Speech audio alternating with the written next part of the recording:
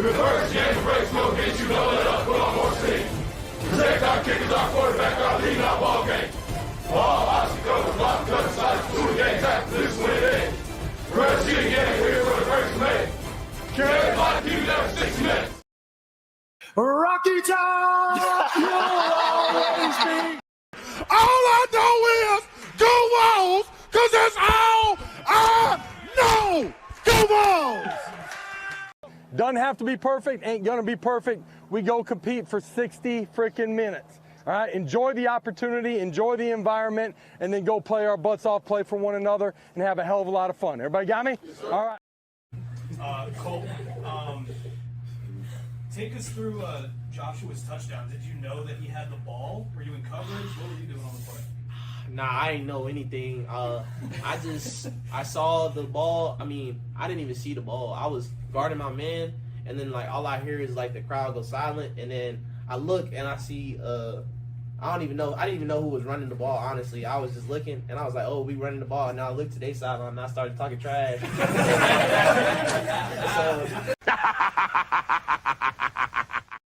Hey, it's us against the world, fellas. Yep. It's us against the world, fellas. Don't nobody believe in us. Yep. Don't nobody believe in us. We don't need nobody to believe in us. I believe in you. I believe in you. I know you a dog. I know you a dog. I know we some dogs, man.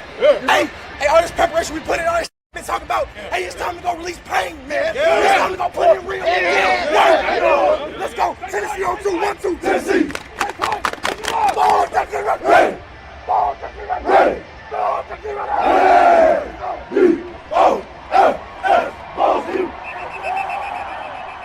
Make the decision. You're either a Vol or you're not, through thick and thin. But you know what? Let's talk a little Vols. That is not me trying to take any shine away from the phenomenal channel Talkin VAWLS and my guy Boogie Bentley runs. So shout out to them. But let's talk a little Vols here.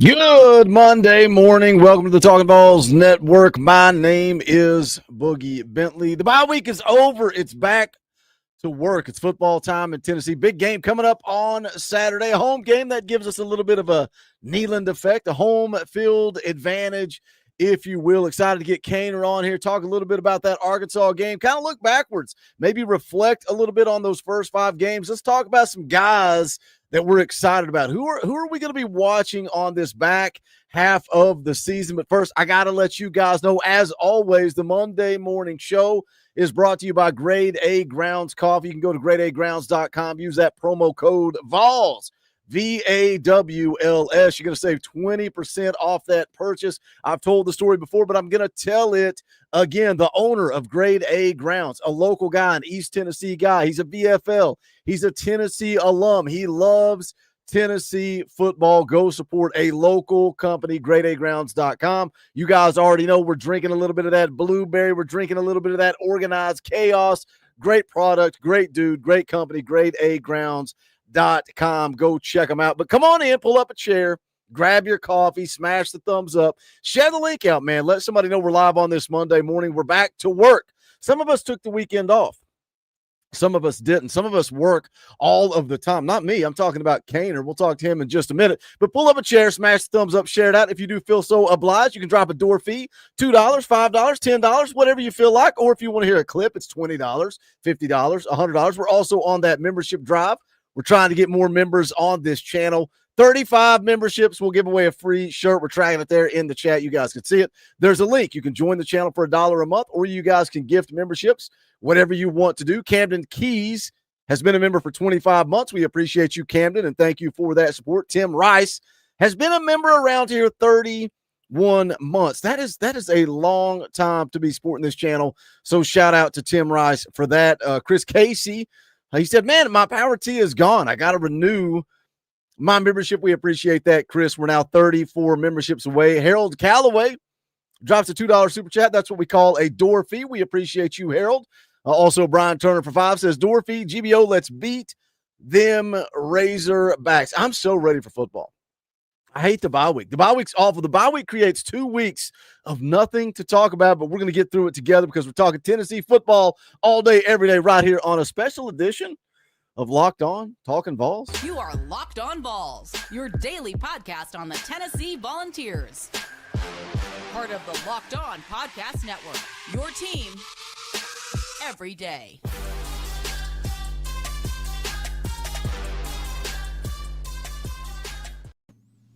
What is up, Eric Cain? Are you did you work over the weekend, or did you actually take the day off? Did you take any time off, or were you covering baseball, talking to Tony Vitello about going to the Braves? What'd you do this weekend? No, I did not go to Chattanooga. I had a previous obligation on the bye week, and I think this is the first bye week in a couple of years that I didn't have a stupid wedding to go to, or last year during one of the bye weeks we were moving, and so that wasn't fun. So yeah, I just I had something to do that morning, and then I came back and watched football all day. That was fun. I was over here counting them up, Boogie. 5 ranked teams lost?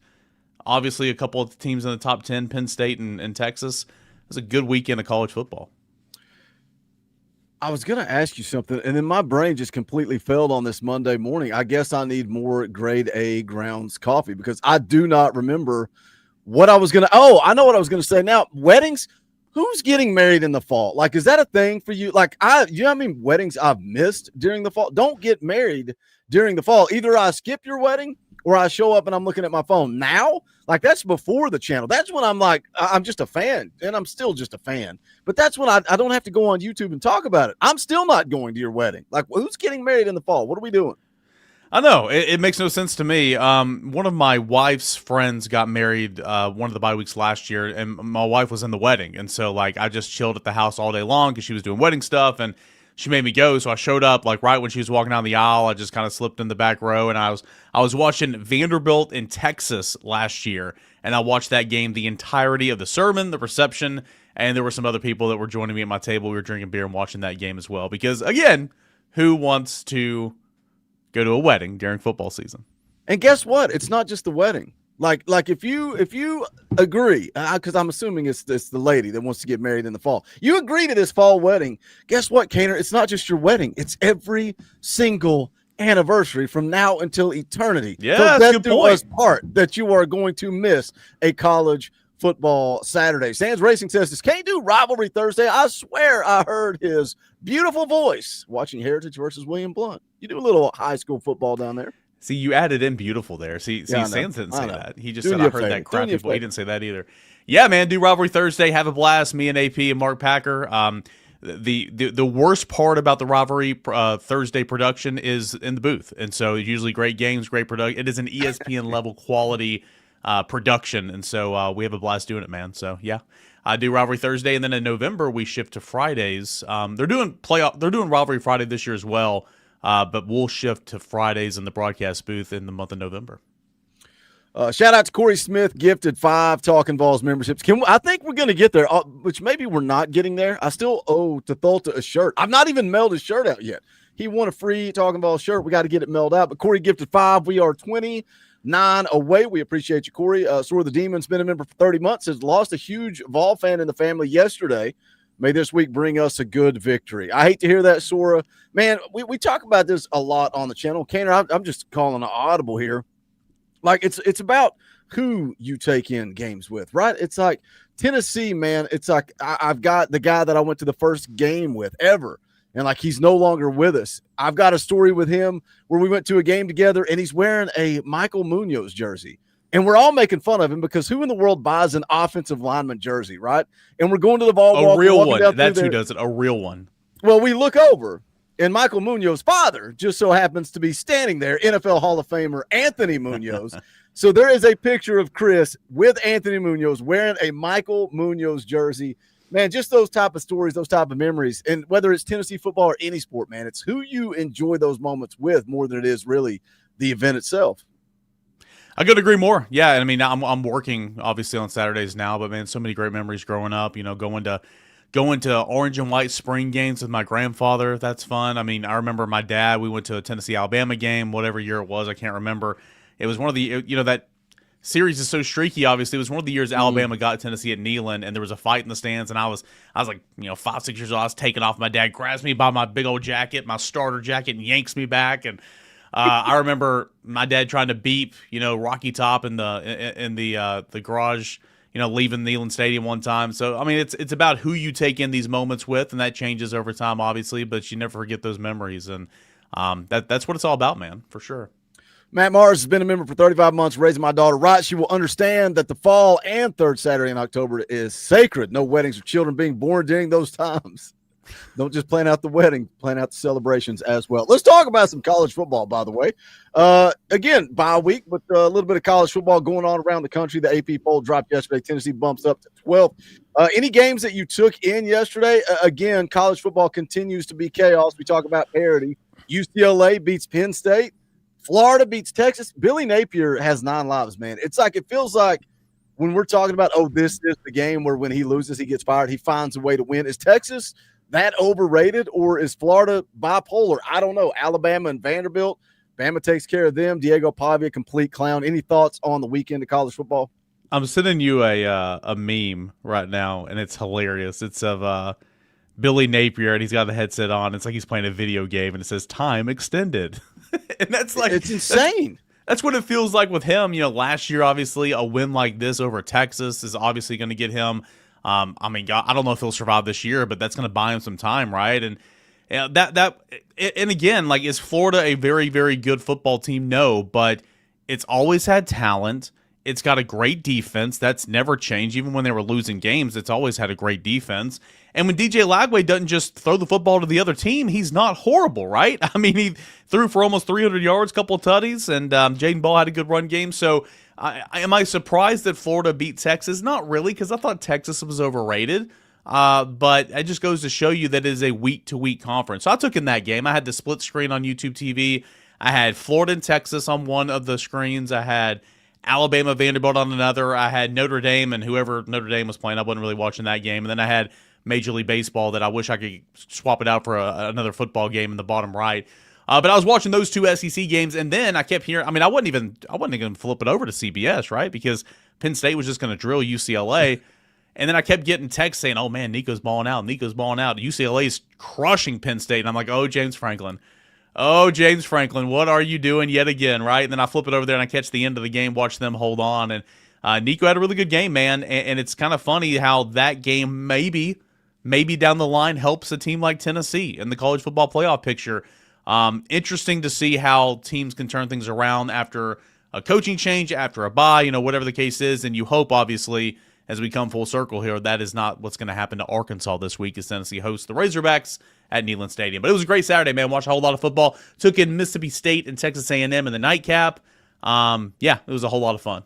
Yeah, you talk about Texas. Of course, they're overrated. But then you look ahead to this week, and they play Oklahoma. And it's like I could totally see just the way college football is, Texas beating Oklahoma this week. I mean, certainly because John Mateer's not playing too. Yeah. See, but we talk about Heisman. We talk about Joey Aguilar. Does Mateer belong up there in the Heisman conversation if he's going to miss a week of the season? Remember what happened to Hendon Hooker in 22? Like the second he goes down with the injury, and you only got one game left on the schedule, it's like he is wiped off of every board. Oh, it's because of the injury. Tennessee's wiped from the rankings. Why? Because of the injury. Like, does John Mateer still deserve that respect to be up there if he's going to miss a month? No, absolutely not. It's unfortunate because he was having a really good year. It's nothing he could do. He didn't do anything wrong. But I mean, if you get hurt, no. I mean, he's going to miss. I remember when the initial injury came out, and there were reports out there saying some within the program think he can be back in 3 weeks. Yeah, okay, that is not happening. If he plays against Tennessee, I'll be very surprised again, because that's November the 1st. He missed. They had a bye week. He missed this past week. He's going to miss this weekend. He'll miss the next couple of weekends, and then November the 1st. Against Tennessee, I mean, you got to remember, like, this is an injury to his thumb on his throwing hand. Like, even if he plays, what's he look like? I mean, he's a great athlete. He can run the football. So I think that's a huge storyline in college football and certainly the Heisman race. But to answer your question, no, he does not deserve to be in these conversations anymore because he's going to miss at least 3 to, in my opinion, probably 5 games. Let's talk a little Tennessee football. We talked a little bit about this on your show Friday, talking about the bye week positional rankings. I don't even think I said this or thought about this while we were live. Your top 3: quarterbacks, wide receivers, offensive line. Right? That's your top 3 position groups. Not there's no situations here. There's no stipulations. That's your top 3 position groups for this football team. What were our 3 big question marks going into this season? I mean, that's 1, 2, and 3. And when you look at it, those are the 3 best position groups. I mean, how crazy is that? Those are the 3 big question marks. And here we sit at 4-1 with the only loss being to Georgia in overtime. Got to be a huge factor in it that those were your top 3 position groups. Yeah, and it's funny. Like, I wrote the story in reverse order, before I brought on Locked On Vols. And at number 3, when I got into offensive line, I said, like, my lead was, now we're getting into the territory where we just had no clue in the offseason, right? These position groups that have performed the best for Tennessee, it wasn't like they lacked talent, but there were just so much unknowns in the month of June, July, August, right? And it's why national organizations and national publications were like, oh, Tennessee's going to be awful. Tennessee's going to be awful. Now, to be frank, we had no clue about quarterback, right? I mean, we saw the stats from Joey Aguilar. Would it translate over? We didn't know. But offensive line, we knew some of the pieces. Running backs, we knew some of the pieces. Wide receiver, we knew that there was talent.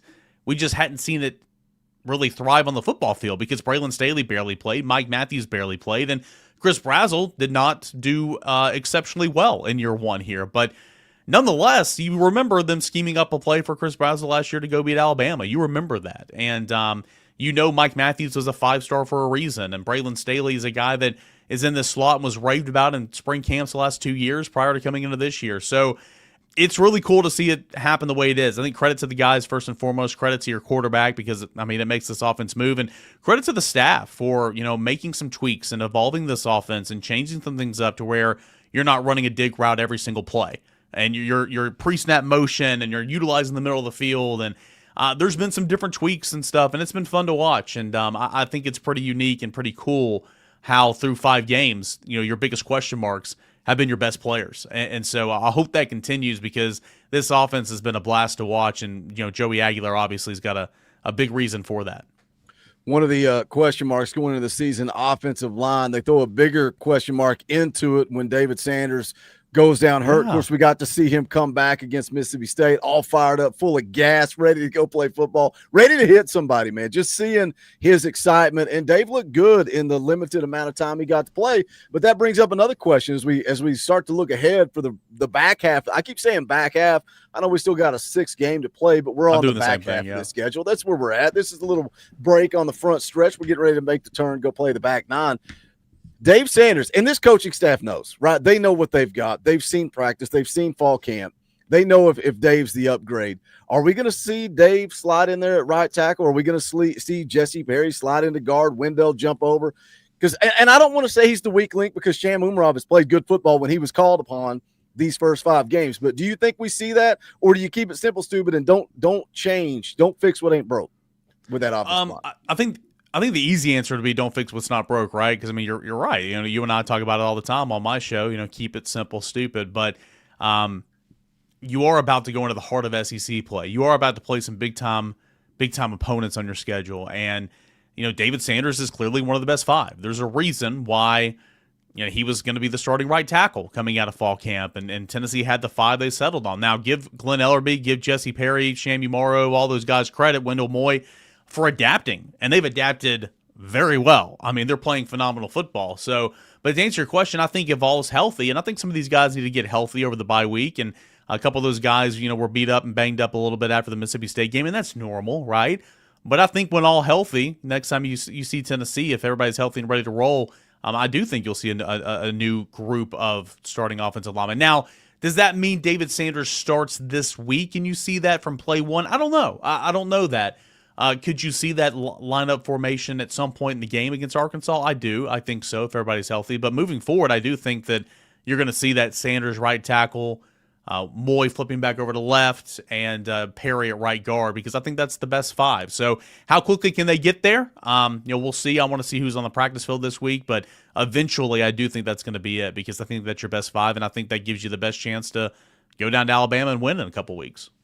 You talk about getting healthy. This defense, man, we off season, preseason, fall camp, we're talking about, it's going to be similar to 2024, right? Because we didn't know what we were getting with Joey Aguilar. So we're going to run the football, even though it's not going to look the same because we don't have a guy like Dylan Sampson, but 3-headed monster. We're going to run the football and we're going to play defense. Statistically, when you look at this team right now, they're not playing good defense. And we can make excuses. Again, you can take stats and you can make any type of storyline that you want to make. But statistically, this team's not playing very good defense. Sometimes I come back to it, I'm like, is it as simple as Ricky Gibson's out, Jamal McCoy's out, David Hobbs is out, Jackson Moy is out? Is it that simple? Is it a lack of talent and athleticism at the safety position? Like, what is it about this team? And Brent Hubbs wrote an article over at VolQuest, and all of you guys chimed in. What is your biggest concern moving forward? Now, most of this is on the defensive side of the ball. Brent said secondary and big plays. AP, safety play. Grant said running game on both sides of the ball. That was an interesting one for me on offense. I think they're running the ball fine on offense. Could clean some things up on defense. Matt Ray said safety play. Rob said run defense. You got a wild card here with special teams, and I think defense is more important. I like that you went with special teams because there are moments, right? And we can look back just to the Mississippi State game. The fumbled punt at the beginning of the game, that can change the entire landscape of a 60-minute game in the first 5 minutes of the game. Talk about why you went with special teams, and we'll talk about this defense. Well, full disclosure, I went special teams because I was the last one to submit something, and safety and rush defense and all that. I'm not just going to fall in line with you guys. So let me just be different. But no, I mean, special teams is big, right? You're exactly right. I mean, what if you don't muff that first punt? The one that Braylon Staley let roll to the one actually didn't come back to hurt you because Tennessee was able to get out there and flip the field a little bit. But, if you don't muff the punt leading to a touchdown on a short field of 26 yards, who knows what that game looks like, right? I mean, Boo muffed a punt against UAB. Boo muffed a punt against Georgia. Tennessee gave up a fake punt. Max Gilbert, if you hit a field goal, you beat Georgia. Max Gilbert, if you hit a field goal, you go into the halftime break at Mississippi State leading 20-17. How different does that game look? Again, and Gilbert's hit 8 of 10 field goals, okay? I'm not trying to just, harp on him. He's hit 8 of 10 field goals, but his 2 misses were costly. So, I mean, all that stuff adds up. And you're right. I mean, everybody focuses on offense. Some people focus on defense. Nobody focuses on special teams. But special teams is a third of the game. It's a little, it's not as great as it once was because kickoff and kickoff return is just nothing anymore. But it's still a huge, important part of this football team. So if you go down to Alabama and you do that, you will lose by 2 touchdowns easily. You go down to the Swamp and you do that, you lose by 2 touchdowns easily, right? You do that against Oklahoma. You do that at Kentucky. I mean, it's going to be tough to win, right? I mean, Tennessee was able to win and overcome that, and that was a storyline for me at Mississippi State. Tennessee was able to overcome all those issues, but you're not going to be able to do that at Alabama, so you better clean some things up. Again, it sounds coach speak-ish, and I get it, but, I mean, you got to remember, you got to think about how lucky you were to win that how fortunate you were to win that football. I don't want to say lucky because Tennessee drove down the field when they had to have it, and they went to work and got it. You were fortunate to win that football game. So that's what stood out to me, right?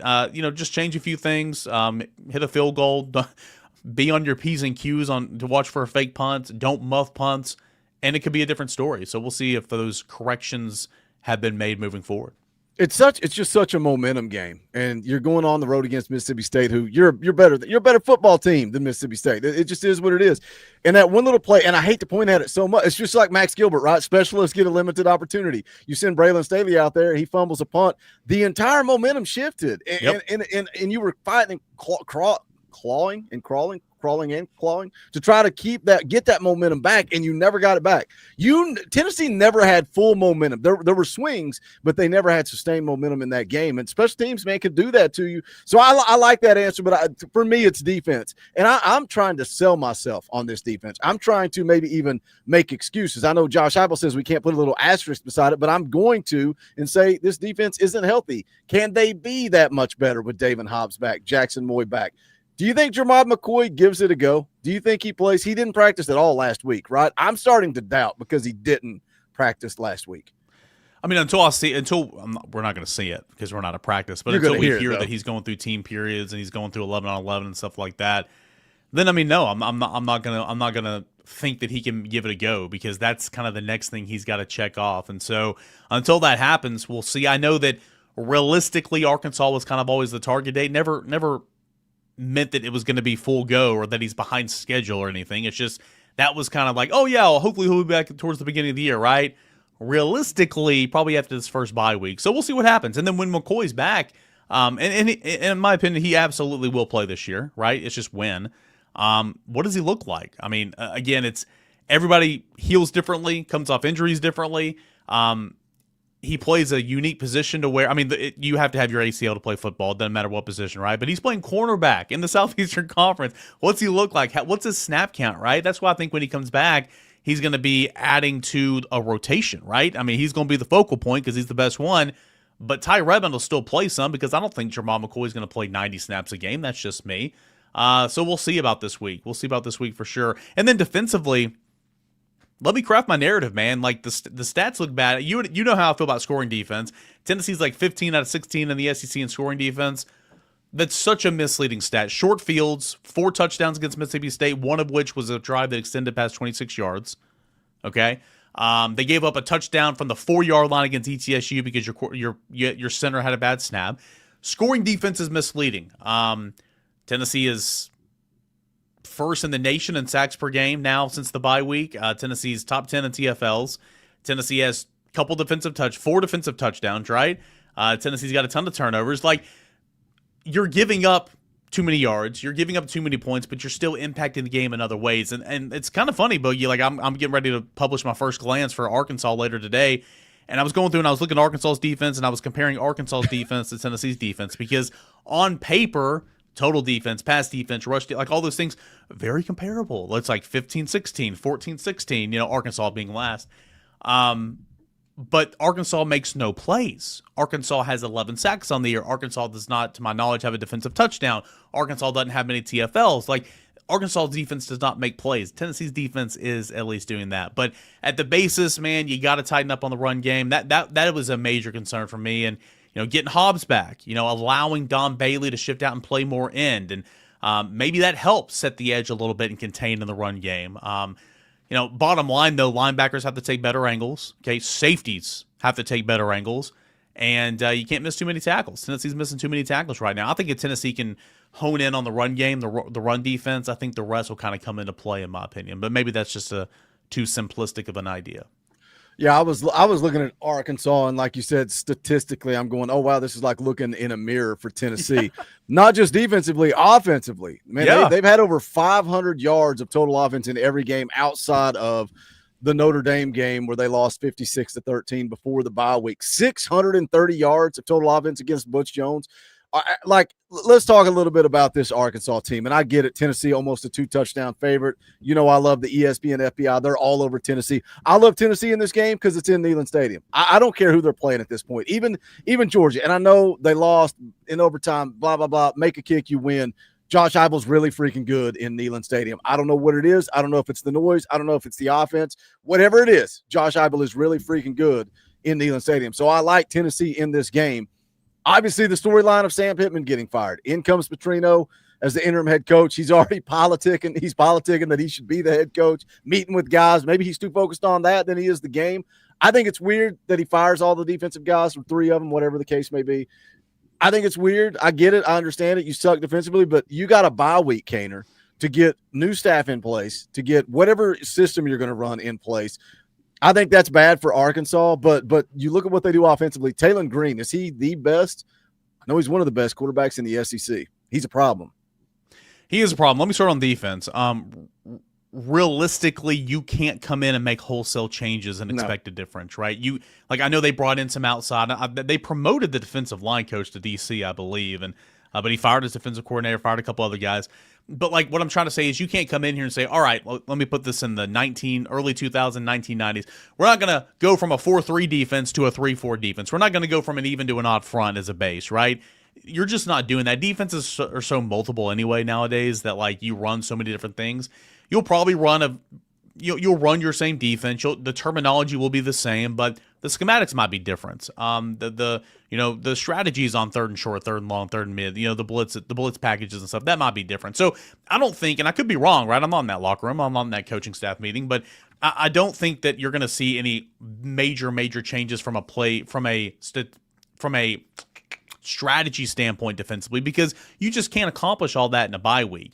But on the flip side, even if you are trying to make all these different changes and maybe you are trying to call different plays, is it worth anything's worth it, right? Because your defense is so bad. So it's not like it's going to hurt or hinder your defense, because your defense right now is so statistically horrible, to be honest. And now I've got this note here. I want to read it.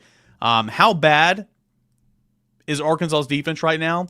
3-game losing streak going back to Ole Miss, Memphis, Notre Dame. Okay. The Irish, Tigers, and Rebels have averaged 43 points on 535 yards of total offense, 206 yards on the ground against the Hogs in that 3-game stretch. Notre Dame had 641 yards of total offense, 210 yards on the ground. Memphis was 10 yards shy of 300 rushing yards against Arkansas. So no matter what you do over the bye week, you're not going to suddenly be a good football team defensively. So I'll be intrigued to see kind of what they are defensively coming to Neyland Stadium. But back on offense, man, Talon Green's good, dude. He is a problem, like you said. Is he the best quarterback in the SEC? No. Is he a top 5 quarterback? Absolutely in the SEC. And he's got over 500 yards gained on the ground. Gained.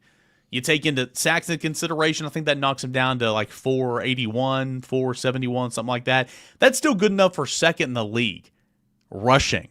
He's a quarterback, right? I mean, that's pretty incredible. Or no, the yards gained would have been second in the league. He's 4th in the league right now. But he's right up there, stats-wise, very comparable. 13 touchdowns, 1,398 yards, completing 62% of his passes. He's dual threat. He's smart. He's a veteran.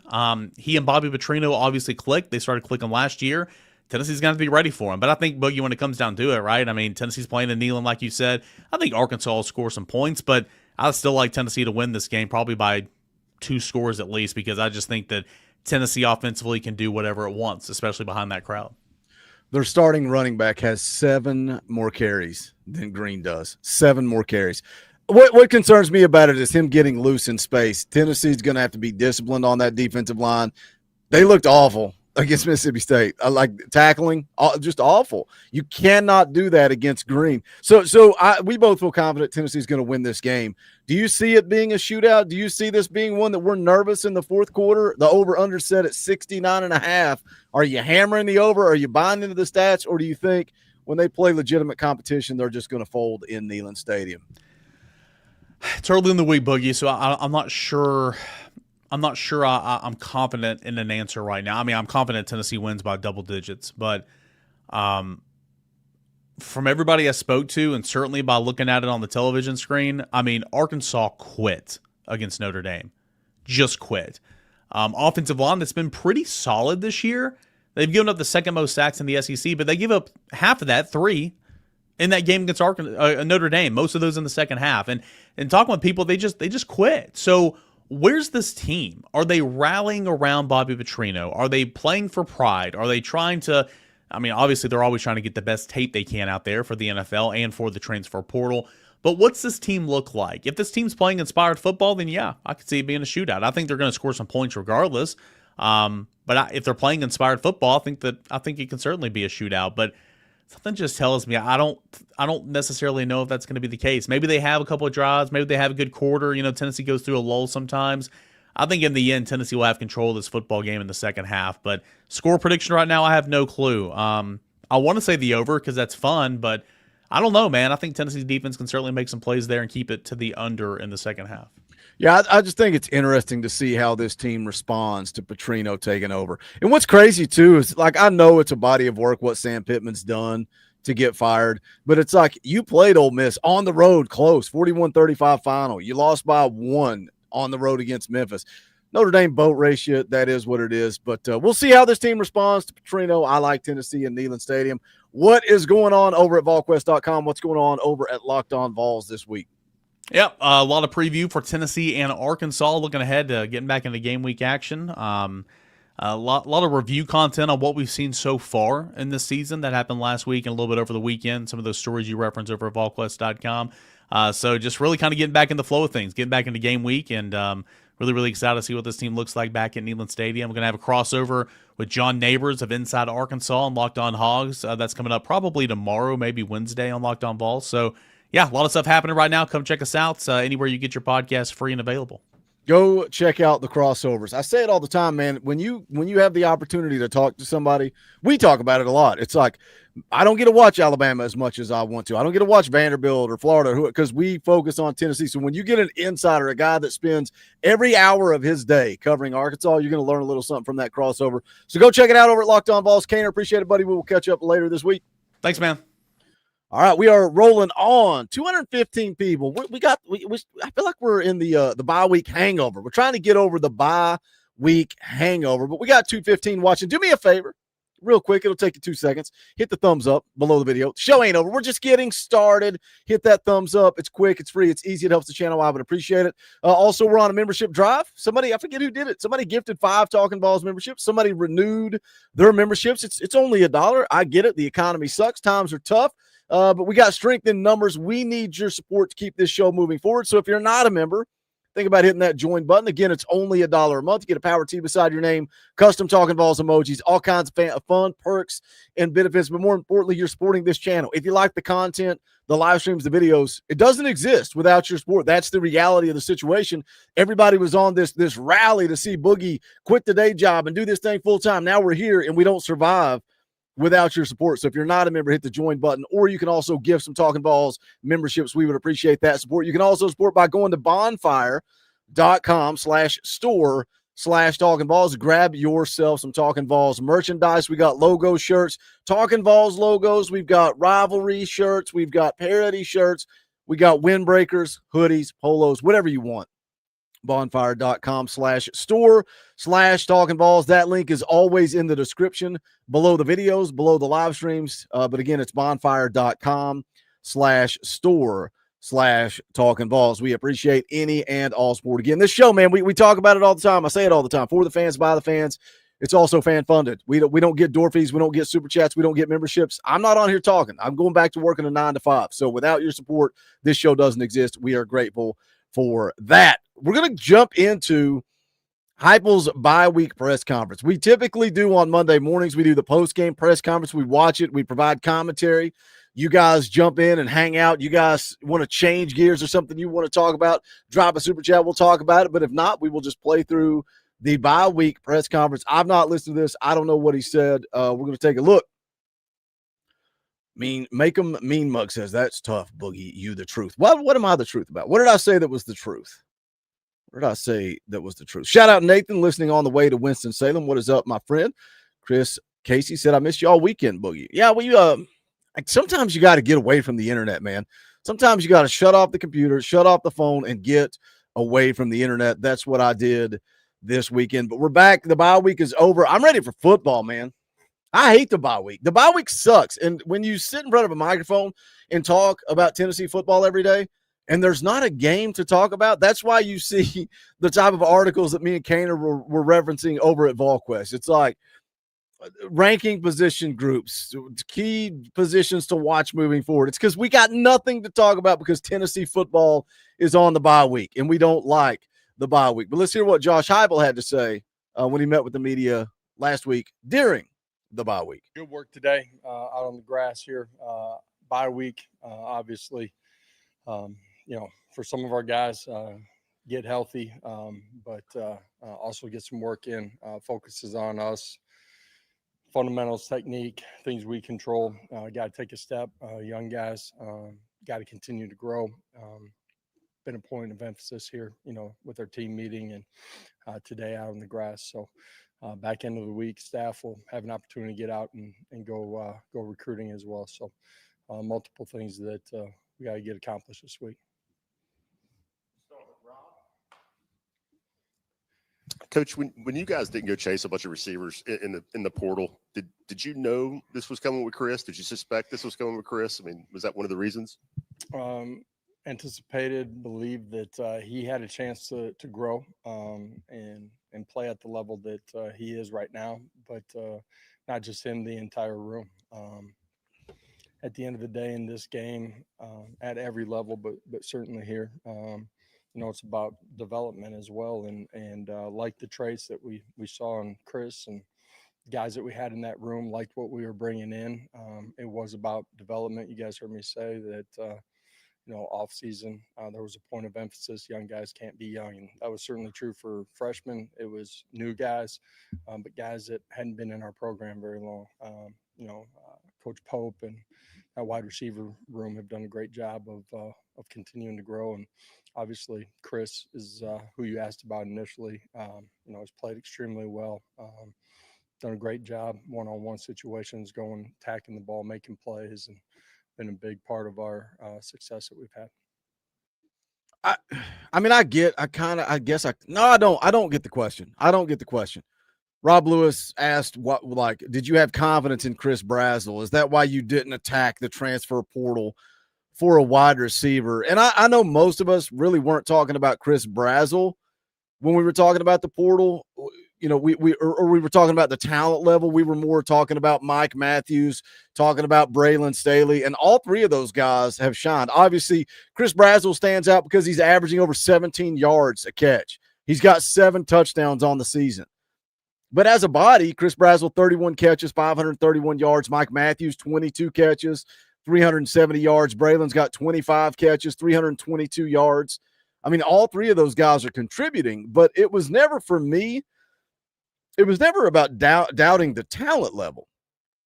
It was more about depth, right? And you've been lucky, you've been fortunate to this point that wide receiver room has stayed healthy. Obviously, you lost Rad Jackson, but your starters, Chris Brazzell, Mike Matthews, Braylon Staley, have been, they've been healthy. And let's go past the top 3, right? Let's talk about those are your starting 3 wide receivers. Who's the next leading wide receiver in that room? Braylon Harmon has a 1 catch for 41 yards.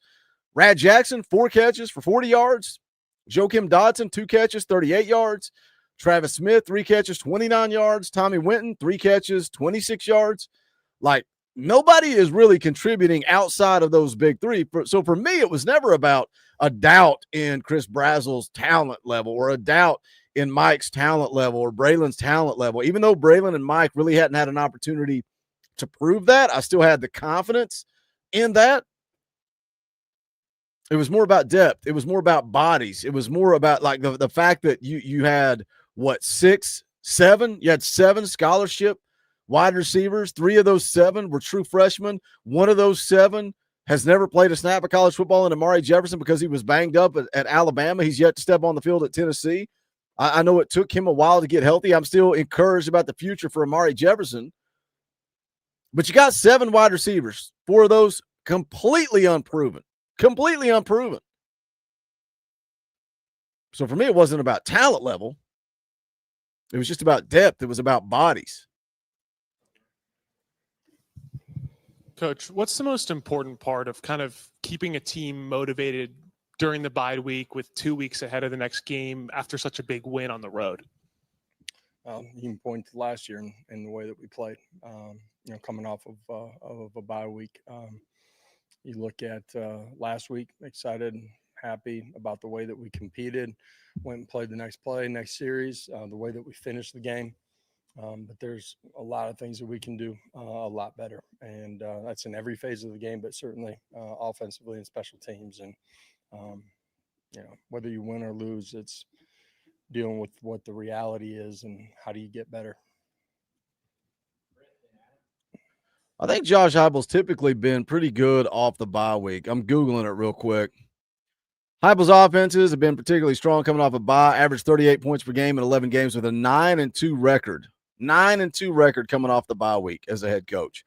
Yeah, I thought he was pretty good coming off of the bye. This bye week came at a good time. You got Arkansas. It's at home. You're a 2-touchdown favorite. But it was about getting healthy, right? It's about Jackson Moy getting 100%, David Hobbs getting 100%. Can you get Jermod McCoy back? I have questions about Jermod McCoy and whether or not he plays this week. And it's different, like when you're a guy like, say, Sam Pendleton. Sam Pendleton is a little bit banged up right now. He didn't practice last week. I'm not worried about that. I'm not worried about Sam Pendleton not practicing last week because he's been in the grind, right? He's been in the regular season grind, preparing week in and week out. So if he needs a week to get healthy, to get right, I have full confidence that Sam's going to bounce back. But when you've not played football in almost a year at this point, Jermod McCoy needs time to come up to speed. I would have liked Jermod McCoy to practice leading into the bye and coming off of the bye if he's going to get ready for Arkansas. We'll see. Like Cainer said, the media is not going to see it. They're not going to be in practice, but they're going to hear it. They're going to find out whether or not Jermod McCoy is dressed and actually going through practice versus just going through some drills. Kong is here, drops a $2 super chat. We appreciate that, Kong. We appreciate all door fees. Door fees keep the lights on around here. Whether you drop $1, $2, $5, we appreciate it. We need that support, so shout out Kong. We appreciate the $2 super chat, my friend. Tim Rice says, are we a go for Tuesday? I'm still waiting on my phone to go off. I'm still waiting on a text message.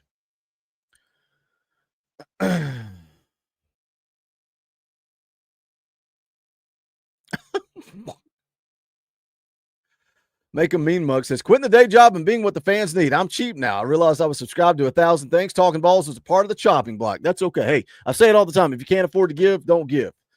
But the reality is it's for the fans, by the fans, fan funded. But I get it, man. Times are tough. Don't give. Don't ever donate. Don't ever super chat if you don't have the means to do that. I completely understand. Let's hear more from Josh Hyple. Coach, you mentioned young player development a couple of times and you're open. When you look at the first month, is there a concern about the workload that some guys are taking in terms of snap count, and how mindful as a staff do you guys have to be about that on the practice field, not just trying to rotate guys on Saturday, but managing those guys in practice? Managing guys in practice is a part of what we do all times of the year. You take into account what they're doing on game days as well.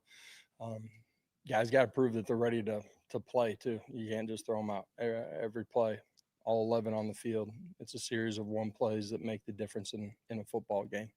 And, so guys that think they're ready but may not be prepared, it's time to get prepared and things that they control on offense and defense, special teams. The reality is you're also getting ready to go into a long stretch in this league. And,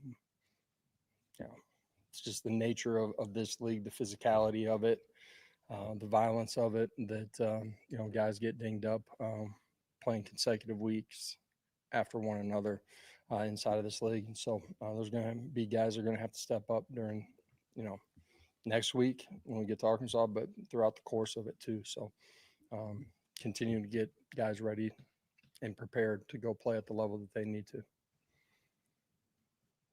Josh, now that you've seen the film, what did you think? How did you think David Sanders performed on the drive that he was in? And how do you determine what his role is moving forward?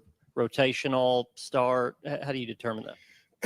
Thought he went in and handled himself extremely well. First action of the season, 7 minutes and change to go in the ball game on a drive where you got to go score and tie it up. And, it was something that I pointed out to everybody in our team room. I just used the word prepared, right? He was prepared for that moment, went in and executed and handled himself the way that you need to go score on a drive. So, we're going to need them all as the season continues. So fight, strain, and compete. And, and take what you want individually, and then ultimately us as a football team too. What are these questions? Is David Sanders a rotational player? But I think that's a fair question, and it's a question I've asked a lot. Like, how do you handle that offensive line this week? Why? It would be different if David Sanders was out and the offensive line was hot garbage, right? The offensive line was struggling. Joey Aguilar was running for his life. But David Sanders was hurt, and this offensive line has been really freaking good. They've been really good. They've given up 2 sacks. One was a fumble. Joey Aguilar just dropped the snap, and then another was in against the backups. It wasn't even the starting offensive line. It was the backup offensive line, and it was Jake Merklinger that took the snap. I think that's right. I think the numbers are 2. It might be up to 3. Mississippi State may have actually got home against Joey Aguilar. I can't remember. But regardless, the bottom line is this offensive line has been really good. That's why it is a question, right? That's why it is coming up, because do you mess with something? Don't fix what ain't broke, right? That's what I told me and Cainer talked about. Don't fix what ain't broke. On the flip side of that, David Sanders, 5-star offensive lineman, elite offensive lineman, one of the best players in the country in the class of 2025. Like, that's the type of guy you want to go out and get. That's why David Sanders coming in, you're saying, oh, well, he can start as a true freshman. Not ideal. It's not ideal for a true freshman to start his freshman year, but I think Dave is ready. And Hyple brings it up there talking about David Sanders gets his number called when the game's on the line. Like, you got to go down the field and score. You have to score or the game's over. And David was a big part of that. And David was ready for that moment. David was ready for that occasion. We got Hub in the chat. He asked me to pick a number between 1 and 5. I went with 3, and I guess that means he is gifting not 1, not 2, but he gifted 3 Talkin VAWLS memberships. Shout out, Hub. That's also a way that you can support this channel. We're trying to give away free merch. I've been trying. I've been fighting, crawling, crying, maybe even crying too. Scratching, clawing, crawling. Trying to give away free merch. 26. We need 26 new memberships, and we'll give away some Talkin VAWLS merch. You can gift 1. You can gift 5. You can gift 10. You hit that. What do you hit? Do you hit the $ sign? Do you hit the super chat button? Is that what you do? I don't even know how to gift Talkin VAWLS memberships. You can give 5, 10, or you can just join the channel if you don't have a Power T beside your name. Only $1, and we appreciate the support. 26 away. I don't think we're going to get there because we're on the back half of it. Joshua Joseph's obviously impacted the game, and he's always critical of himself and thinks he should do better. But what have you seen from those Leos? How pleased are you with how they performed? Yeah, glad that he's critical of himself and wants to continue to improve. Great players continue to do that. That position, Josh, who you were talking about, but that position, they've made an impact on the game.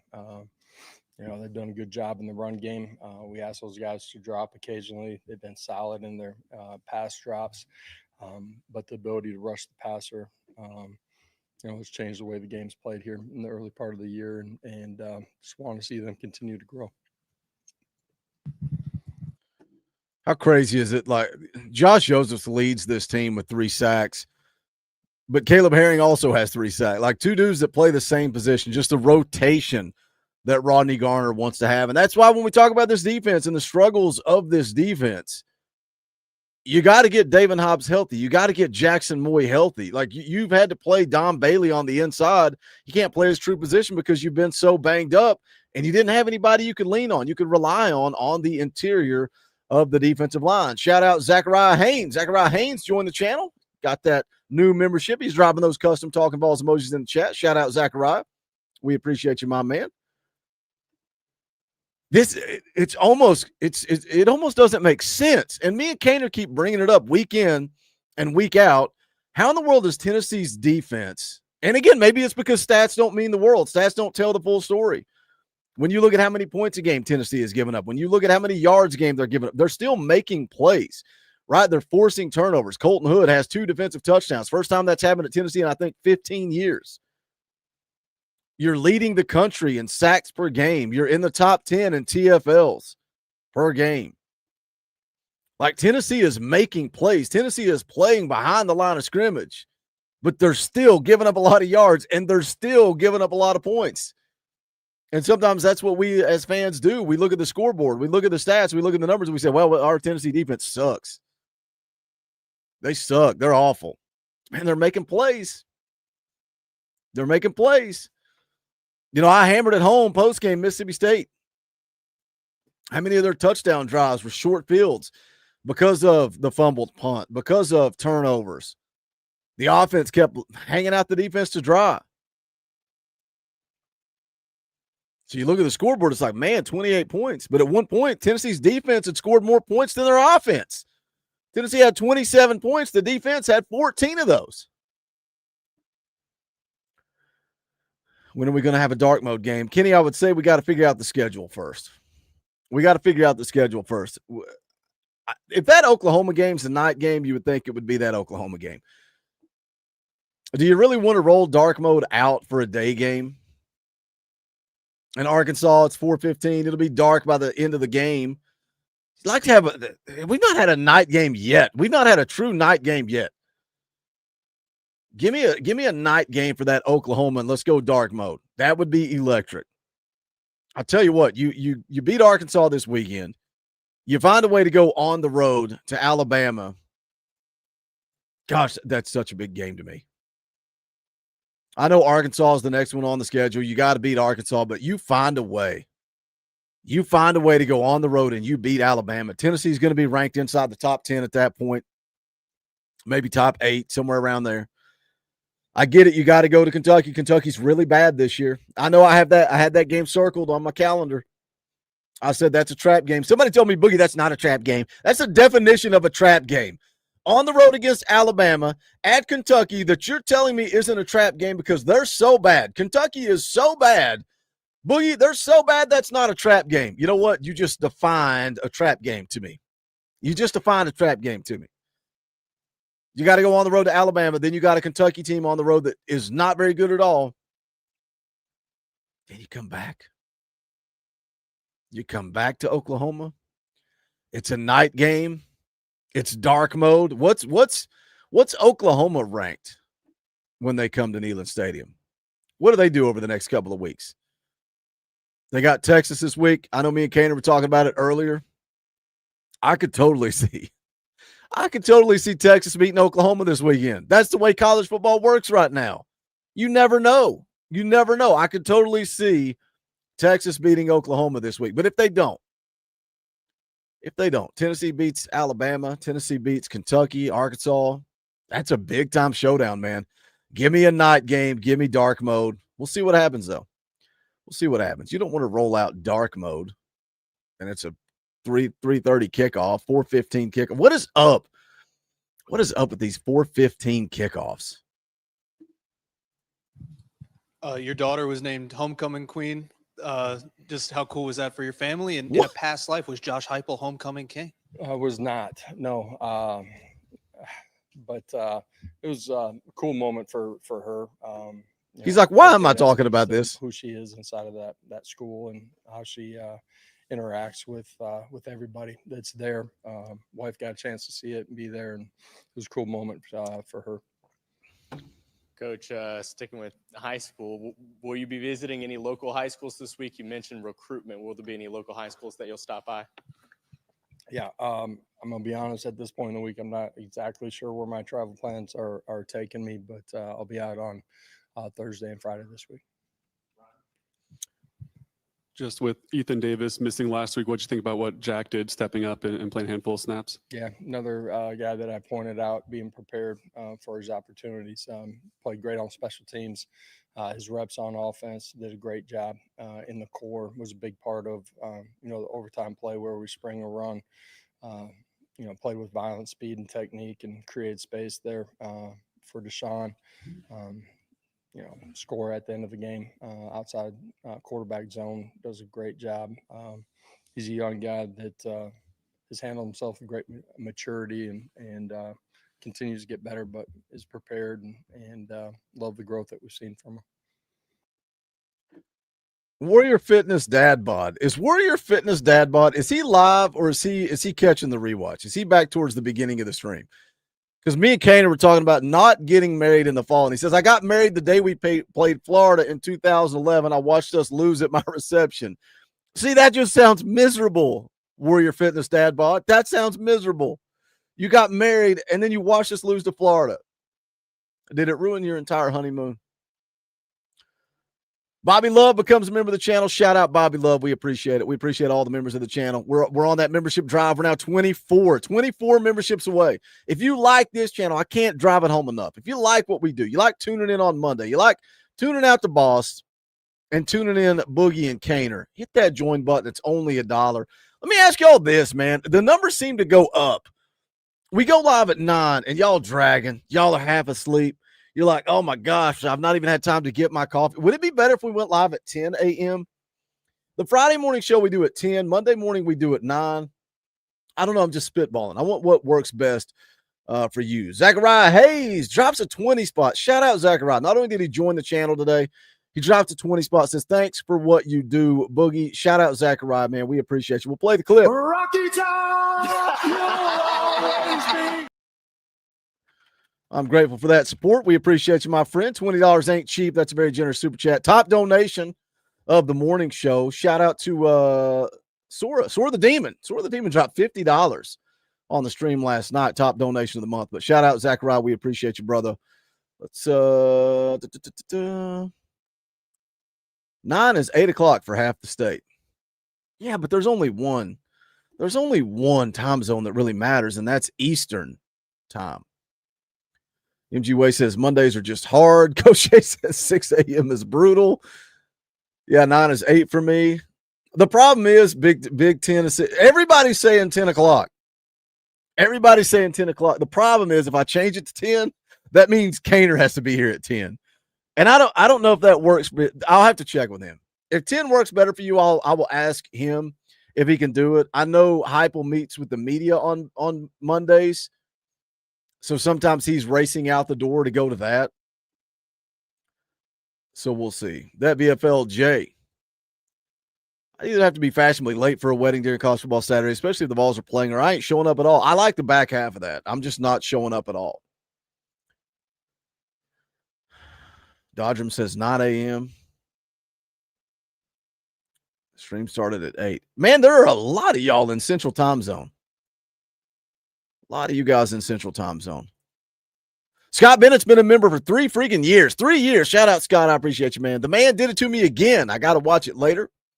Thanks for the best Vols content around. Dropping those custom Talkin Vols emojis. Shout out, Scott. We appreciate you, brother. And I know a lot of you guys can watch it on the replay, right? It's not that big of a deal, but it's more fun. It's the engagement. It's the live interaction that makes this channel what it's all about, especially when I'm on here by myself and I'm watching Hyple, but I'm bouncing off of you guys. I see something I like in the chat. I'll bring it up. We talk about it. So I don't know. I'll kick it around. I'll see what Cainer says. I don't know that it's going to work for him, but I'll see what he says. Again, shout out Zachariah. Appreciate you for the $20, my man. Let's hear more from Josh Hyple here.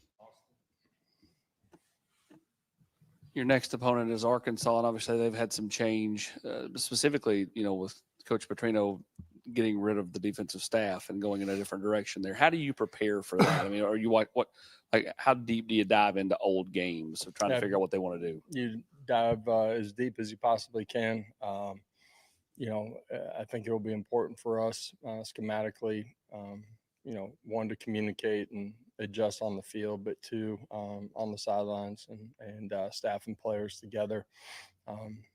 Had a ton of success last year in the 3 down front they did against us, preparing for that, and then we'll adjust to anything else that we see. Wow, that abruptly ended. I did not see that coming. I thought we had a couple of minutes left. It's the bye week. It's the bye week hangover. We're getting through it together. We're going to see what happens tomorrow night, Tuesday night. I'm still waiting on a response. We had kicked around this new show that we're going to do, and the person that we're working through it with, we had kicked around doing it, starting it this week or starting it the week after the Arkansas game. I've not gotten a response. I'm still waiting to hear from them to see what we're going to do, if we're going to do. That's why when people are like, why won't you announce it, Boogie? What are you waiting on? Just tell us what the announcement is. This is why. And I wanted to tease it a little bit, talk a little bit about it, because it's big news for the channel. But this is why I didn't want to drop the official announcement, because you're still waiting on confirmation from third parties, outside people, not people that are inside the family. So I've sent some text messages. I'm waiting for responses. So we'll see. We'll see. If it doesn't happen this week, we're shooting for next week. If something falls through and this doesn't happen, we'll kick some things around. Do we move the fan call-in show back to Sunday? Move NCAA Knots back to Tuesday? It is what it is. It is what it is. But we keep grinding forward. If this new thing happens, it's going to be fantastic. I think you guys are going to dig it, and I think it is going to happen. I think we just got to have some conversations, and that's what we're working on doing. Dakota Calfee has been a member for a little over 2 years, 25 months of support. I appreciate it.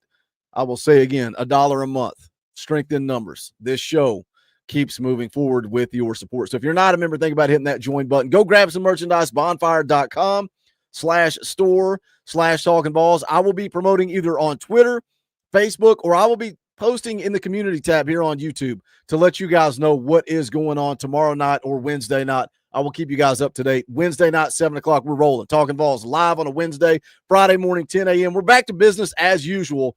We're just trying to figure out what we're going to do on Tuesday nights. But that is going to do it for this one. This is the Talkin VAWLS Network. My name's Boogie Bentley. Go Big Orange.